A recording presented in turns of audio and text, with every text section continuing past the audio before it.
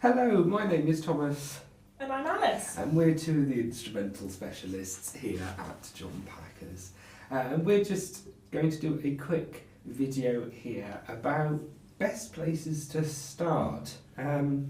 We're quite often asked questions about where we'd recommend people start with playing music, whether that be youngsters picking up a first instrument, people returning to music, or later starters.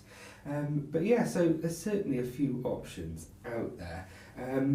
But yes, so Alice, if we start, we've got someone coming in. We have as often is the case, a youngster comes in.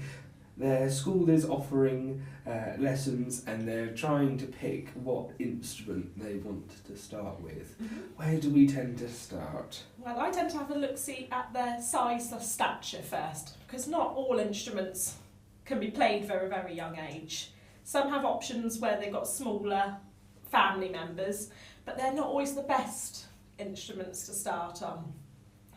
For example, you wouldn't put a 5-6-year-old on an alto sax. It'll just be too big and it could cause serious damage in their long-term growing, like neck and spine and things, posture. So we'd look at them first and see what they want to play. Yeah. Because there's no point trying to force them to do something they don't want. No, in many ways the best instrument to start with is always the one you want to play. Yes. But there can be a few certain ways around certain things to make things easier based on you as a person.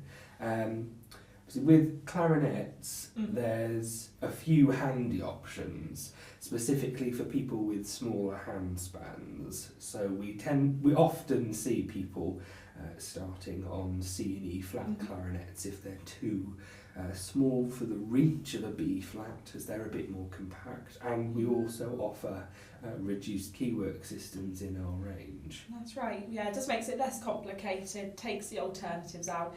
We'll always try and get them on a C if possible, because it has the same mouthpiece, so that continuation, it'll feel more familiar when they do eventually get onto the B flat. Yeah. With regards to brass, it's a similar thing really. I mean, for many very small people and young children, the trumpet is quite an awkward instrument to start with. So opting for something like a cornet, which has a smaller wrap and a slightly different style of mouthpiece with a smaller back bore, it's often a slightly easier place to start. It closer to the body. Absolutely, it takes the weight closer into the body, so it's just a bit easier to manage, a bit easier to handle, but plays in a similar enough way to the trumpet that can be moved on to later if the player wants to. Now, there are a few instruments that are particularly awkward and we would perhaps steer particularly children away from if they're considering starting an instrument. I've got one in my head already. Yes. Curved soprano sax. Yes. Yeah. So I think there was a big sort of phase of starting students on soprano saxophones They for couldn't a handle little while. the alto. Yes. Yes.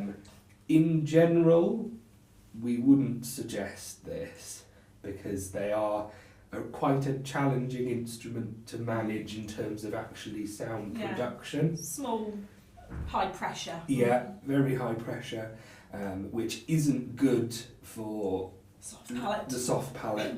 And in Bit general, like oboe. oboe, yes, that's another ring. It was always, at least when I was being taught to be a teacher, there was sort of a standard idea that high pressure instruments like oboe, like soprano saxophone were avoided until about the age of 10. Yeah, that's exactly what I was taught as well. That's when your soft palate is starting to settle and you're less likely to damage it. So in those particular instruments we would suggest starting elsewhere and then moving on to that instrument at a later age. There's not doom and gloom for no, saxophonists, there is something absolutely. else out there. Absolutely. it was often a case, it's not so much now, but people would always start on clarinet to move to saxophone later. Again, you've got the same mode of sound production, and because the clarinet embouchure is a bit stricter, it can get you into good habits that make saxophone a lot easier down the line. Easier going the other way. Absolutely. Going from saxophone to playing clarinet is notoriously much trickier. Yes. But not impossible. No. With brass, obviously trombone is a very popular instrument, but because of its size and shape, it's challenging to manage for youngsters. So things like, sometimes similar to the clarinet where you have smaller options, some people will learn on an alto trombone, which is a little bit more compact, so yeah, better for a younger person, a smaller person to manage. The other option being things like learning on the baritone. Baritone uses the same mouthpiece as a small bore trombone or a medium large bore trombone, so that is going to be a direct change that you can make at a later stage, but the baritone itself, because of its shape, is much easier for a smaller player to manage. So there are a few options, and it's just a case of knowing sort of the implementation, what an instrument requires to be played, and whether the learner is in a position at the time they want to start of providing that for the instrument. So what are some options that are always good for starters? Yes. Well, we haven't touched on flutes yet. We haven't. And there's quite a few options for flutes. Yes. So the first one is having a curved head joint. Yeah. So instead of seeing this happening, it brings it much, again, closer to the body, so they can have a more natural hand position. And again, reduced key work. We do a kinder flute as well. That loses the foot joint, so you go down to a low D instead of low C, but it means the flute comes in one piece, so it's less likely to get damaged during assembly as well. Yeah. So that's a very good option for players as young as age 5. Yeah. And moving from a curved head joint flute onto a straight head joint flute is a fairly easy adaptation. Exactly, and we do one that comes with both. Yes, absolutely, the 011CH. Correct, exactly. Then you just swap it over, no need to buy another one. Yeah, they are really popular on our higher scheme especially. In a similar vein with brass, French horns are often awkward for people to start with, which is why we produce a 3/4 size instrument. They're often known as kinder horns. They're very common. We do them in both keys, so for particularly small players, the B flat is much lighter.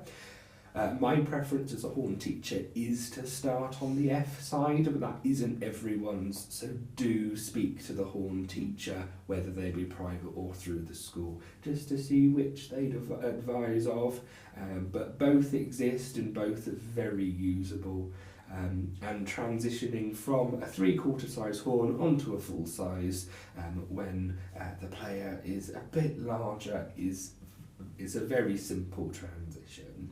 Would they also be called single horns? Is that another name for them? They are a type of single horn, yes. So you can still get full-size single horns. The JP165 is a full-size single horn, so that would be good for an adult starter. But yes, the doubles and the compensating horns are also a bit heavier than the singles. So again, that's another advantage, particularly for younger players just starting off, why you might consider using one of the kinder horns, one of the 3/4 size horns. Yeah, it gives people access to a more endangered instrument as well, Yes, which is nice. Absolutely. The horns, we always need more horns. We need more horns. Yes. Perfect. I'm trying to think what other instruments we haven't covered. Essentially, size is a main comparison to make, or main consideration to make in terms of starting, especially as a youngster. The other thing we do need to mention is the higher scheme. Yes. Yeah. If you are at all unsure, you have the option to hire an instrument through us, and we make available all of the instruments that are good for people to start with. So things like our reduced keywork oboes and clarinets, the 3/4 size horns, the baritone horns like I mentioned, the curved head flutes, they're all available through our hire scheme. If you have any further questions about where you think you should be starting with regards to playing the instruments, do get in touch. We can always advise you specifically on your situation. But yeah, we've got loads of options out there for new players, and it's certainly a great thing to get into. Come in and have a go and see what you gel with. Absolutely. It's probably one of my favourite things to do in the shop. We have someone come in, they're not sure what they want to play, and we get the selection out and we can try them all. But yeah, absolutely. Perfect. Lovely. Fantastic. So thank you for joining us for this video, and I'm sure we'll see you with the next one. Yes.